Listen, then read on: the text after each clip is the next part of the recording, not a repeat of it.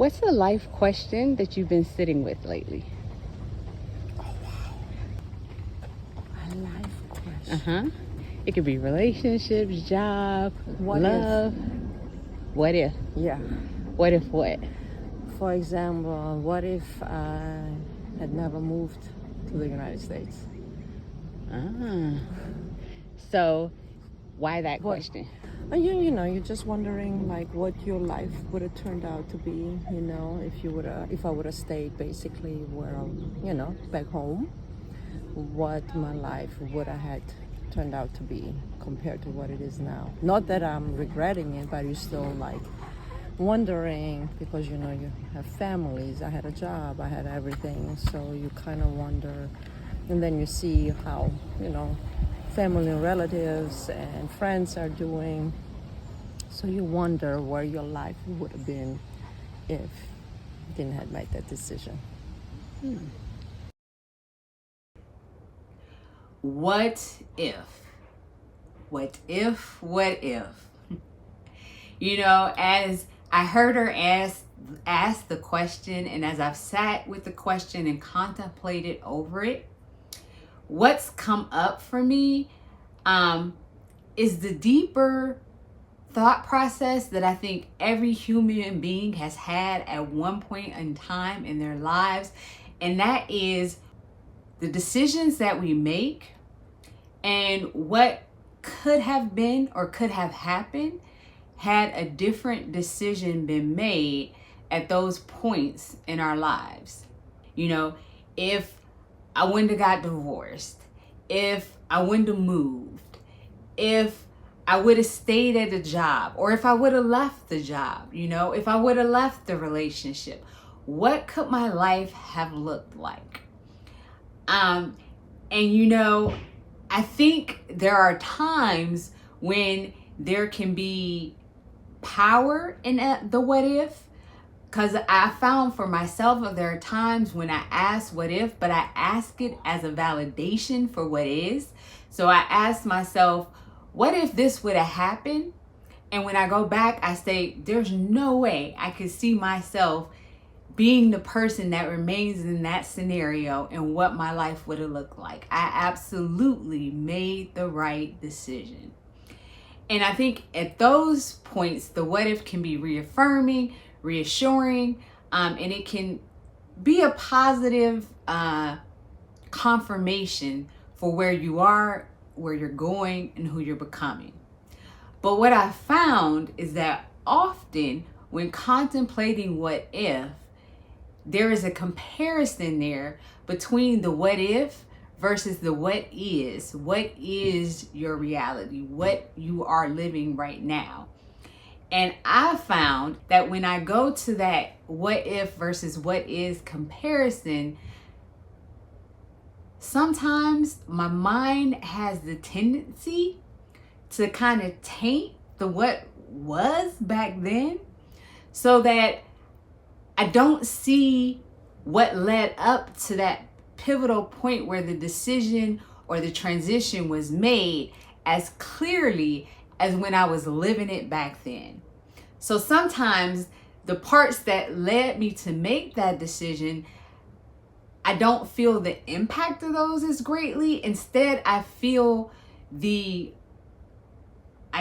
emptiness or space or void for what I don't have in my current reality that my mind thinks I possibly could have had I made a different decision, maybe in a different reality. So I found in life there's the what was, the what is, the what could be, and the what if. And the what was is our life as it existed before the pivotal, before the choice, the decision, the transition, the change was made in our lives. The what is the reality that you're living right here, right now, today, the person who you are, the things that you have, the way that your life is.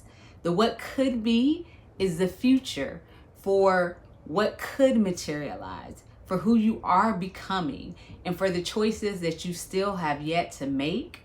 And the what if is the going back of what possibly could have happened that only really exists in our mind. And that space is and will always be void of the realities of actually living life. It's not tainted with the ups and the downs and the twists and the turns and the unexpected things that come with just everyday living, right? So when we tend to go back into the land of what if, you have to be careful, because within that space, the mind can visualize and come up with a reality to compare your what is to, but that reality will never exist and never could have existed exactly the way the mind paints the picture to be. And that's because the mind could never throw in or plan for the unexpectedness of life itself. So I found that the power of all of the what's is in the what is and in the what could be. Because the what was and the what if are things that you can never change, never go back to, and never live. One is done, and one is a reality that never existed and never will exist in the way your mind would think it up to be. But the what is where you are right here, right now. And that's where your power lies, because you've made the decisions you've made the choices and taken the path that you've taken that has brought you to who you are, where you are right here, right now, today. And in this space is where we get to make choices and take actions that actually have the power to impact where we are and where we go. And in the what could be is a powerful space to visualize and to visit from time to time as to what you would like your life to materialize as, and where you like it to be in the future versus where you are now. So you can use the power of visualization, manifestation, all the things that go into creating the life that you want to have. However, I caution not to get stuck in the what if or the what could be, because when we get too consumed with either of those, within that space, the mind can run off and get lost and forget to ground itself and be present in the what is. And if we make decisions based off of what we wish would have happened and what we hope can happen versus off of what is happening, that is where we get ourselves caught up. That is where we make the choices that aren't necessarily the best for ourselves, because they're made in spaces that that only exist in our mind. And so I actually love this question, because it's a question that I often go to in my own head, but it's also a question that I've trained myself to, when I find myself starting to visit it, to let it go.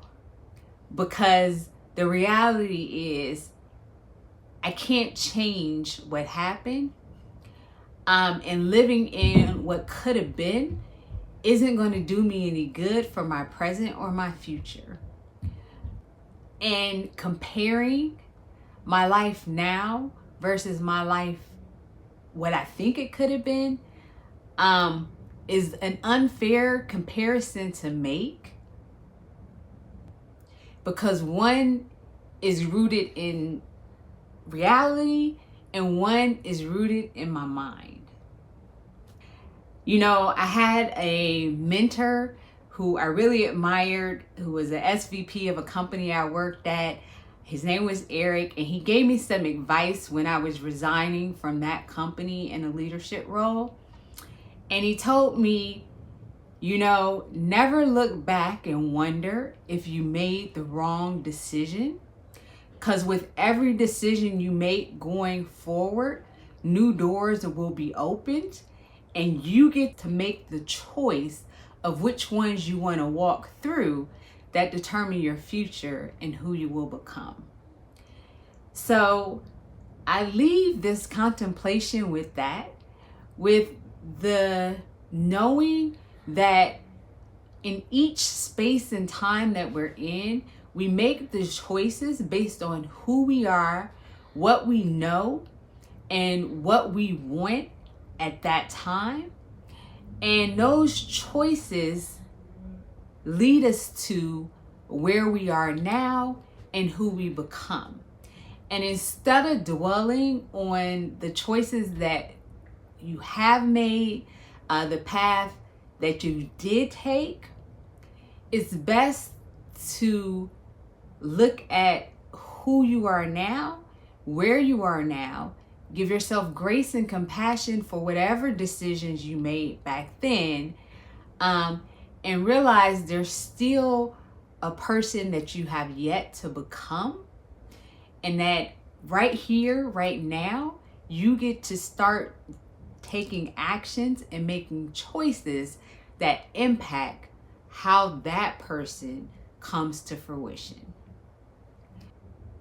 So I leave you with the question of, have you ever contemplated what if?